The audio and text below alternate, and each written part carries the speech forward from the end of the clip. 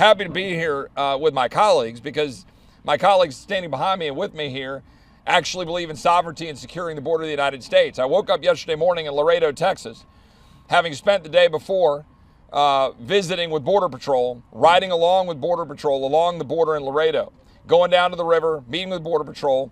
We had 15 apprehensions while I was with them, and we couldn't grab and stop everybody that was coming across the border. We met with Border Patrol at a part of the Rio Grande where you can walk across, and met with an agent who had a 3-mile stretch he was in charge of, solo, by himself, because so many Border Patrol agents in Laredo are now in the Rio Grande Valley running processing centers. Your border, ladies and gentlemen, Americans, listen to me, your border is wide open. It is being exploited by cartels right now, today. Fentanyl, dangerous narcotics, opioids are getting driven up between the ports of entry, exploiting wide open borders that Border Patrol is outmanned, outgunned.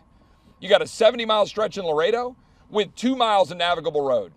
You go down there, you go ride in the vehicles. Media, go do your job and go show the American people what is actually happening at our border. Because we've got hundreds of thousands of people rushing our border because the Biden administration doesn't give a whit about the actual immigrants. They want political benefits for the Democratic Party.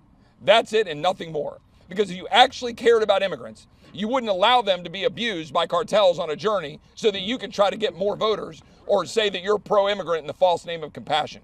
But that is what the Biden administration, that is what Nancy Pelosi, that is what Chuck Schumer is doing today. And real people get hurt.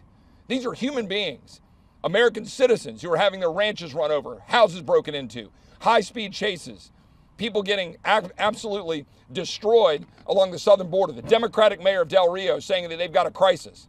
Where are the Democrats? They don't care. They literally do not care about what's happening on our southern border. And yet it is destroying our sovereignty, harming American citizens, harming immigrants. A strong border is pro-immigrant. A strong border is pro-America. And yet our president is either completely oblivious to what's going on, or he's actually enabling it and encouraging it. Either one of those is completely unacceptable.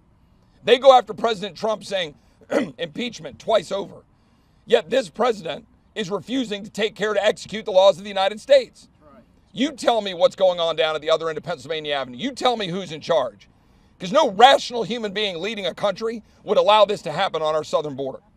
I would ask every member of the media, get in a plane, go to the Rio Grande Valley. Go look at what's happening.